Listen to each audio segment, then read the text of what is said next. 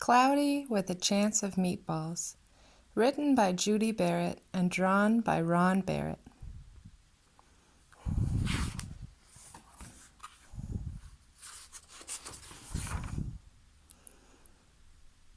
We were all sitting around the big kitchen table. It was Saturday morning, pancake morning. Mom was squeezing oranges for juice. Henry and I were betting on how many pancakes we each could eat. And Grandpa was doing the flipping.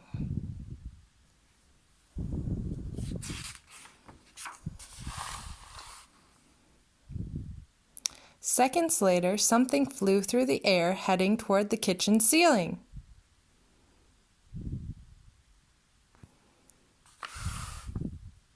And landed right on Henry.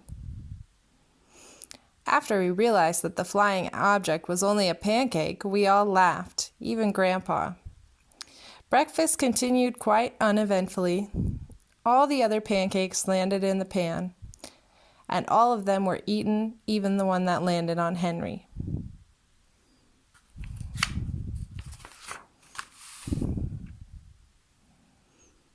That night, touched off by the pancake incident at breakfast, Grandpa told us the best tall tale bedtime story he'd ever told.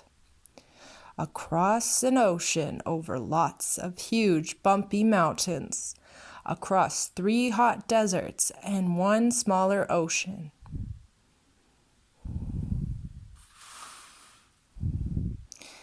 There lay the tiny town of Chew and Swallow.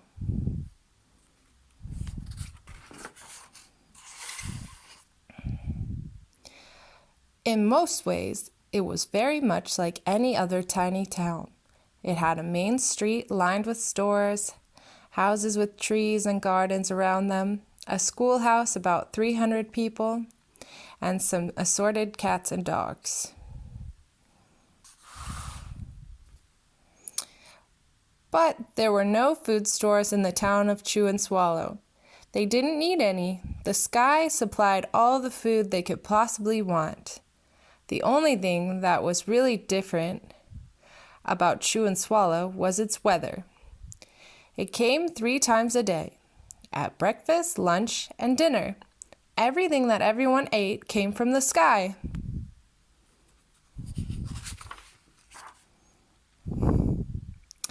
Whatever the weather served, that was what they ate. But it never rained rain, it never snowed snow, and it never blew just wind. It rained things like soup and juice. It snowed mashed potatoes and green peas, and sometimes the wind blew in storms of hamburgers.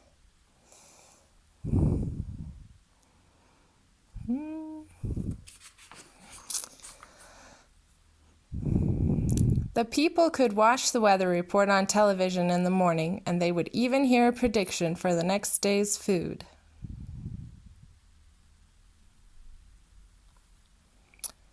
When the townspeople went outside, they carried their plates, cups, glasses, forks, spoons, knives, and napkins with them. That way they would always be prepared for any kind of weather. If there were leftovers, and there usually were, the people took them home and put them in their refrigerators in case they got hungry between meals.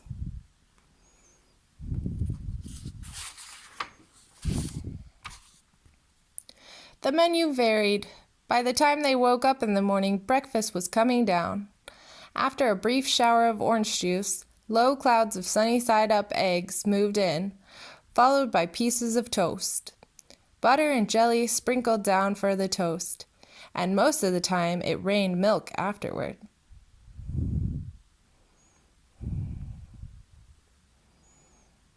For lunch one day, frankfurters, already in their rolls, blew in from the northwest at about 5 miles an hour. There were mustard clouds nearby. Then the wind shifted to the east and brought in baked beans. A drizzle of soda finished off the meal.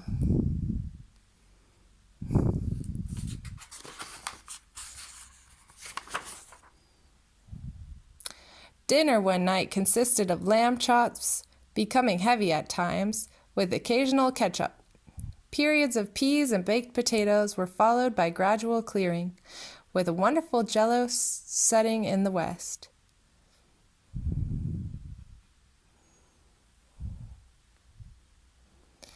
The sanitation department of Chew and Swallow had a rather unusual job for a sanitation department. It had to remove the food that fell on the houses and sidewalks and lawns. The workers cleaned things up after every meal and fed all the dogs and cats.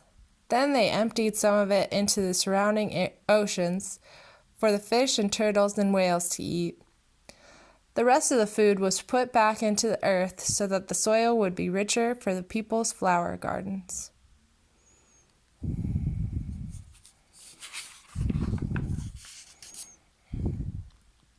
Life for the townspeople was delicious, until the weather took a turn for the worse.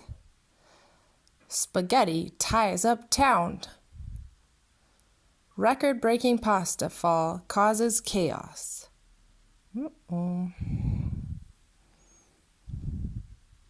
One day there was nothing but gorgonzola cheese all day long. The next day there was only broccoli all overcooked. And the next day there were Brussels sprouts and peanut butter with mayonnaise. Another day there was a pea soup fog.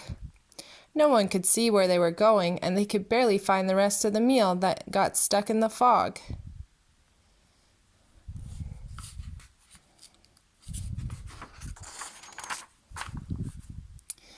The food was getting larger and larger, and so were the portions. The people were getting frightened. Violent storms blew up frequently. Awful things were happening. One Tuesday, there was a hurricane of bread and rolls all day long and into the night. There were soft rolls and hard rolls, some with seeds and some without. There was white bread and rye and whole wheat toast. Most of it was larger than they had ever seen bread and rolls before. It was a terrible day. Everyone had to stay indoors. Roofs were damaged, and the sanitation department was beside itself. The mess took the workers 4 days to clean up, and the sea was full of floating rolls. To help out, the people piled up as much bread as they could in their backyards. The birds picked at it a bit, but it just stayed there and got staler and staler. There was a storm of pancakes one morning and a downpour of maple syrup that nearly flooded the town. A huge pancake covered the school. No one could get it off because of its weight, so they had to close the school.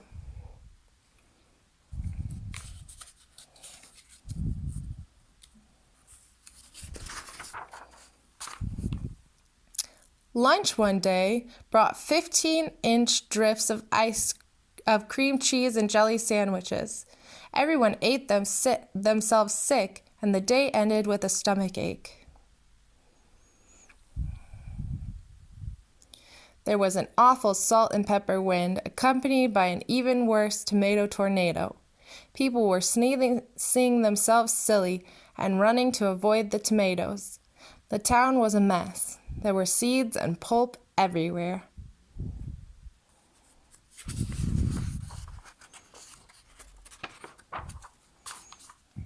The sanitation department gave up. The job was too big. Everyone feared for their lives. They couldn't go outside most of the time. Many houses had been badly damaged by giant meatballs.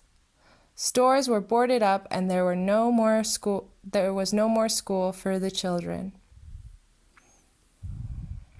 So a decision was made to abandon the town of Chew and Swallow. It was a matter of survival.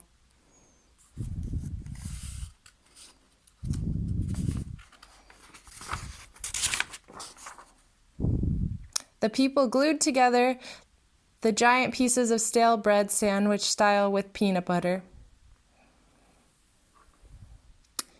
took the absolute necessities with them, and set sail on their rafts for a new land.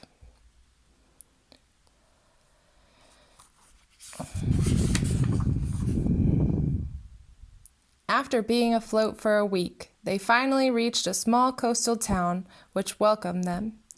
The bread had held up surprisingly well, well enough for them to build temporary houses for themselves out of it. The children began school again, and the adults all tried to find places for themselves in the new land. The biggest change they had to make was getting used to buying food at the supermarket. They found it odd that the food was kept on shelves, packaged in boxes, cans, and bottles. Meat that had to be cooked was kept in large refrigerators. Nothing came down from the sky except rain and snow. The clouds above their heads were not made of fried eggs.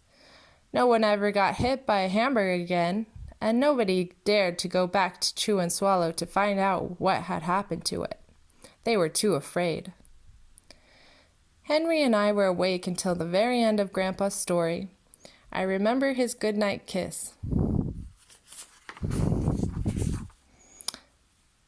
The next morning, we woke up to see snow falling outside our window. We ran downstairs for breakfast and ate it a little faster than usual so we could go sledding with Grandpa.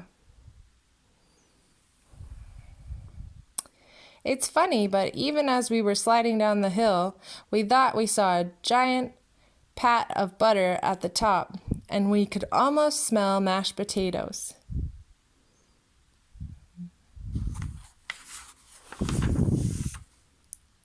The end.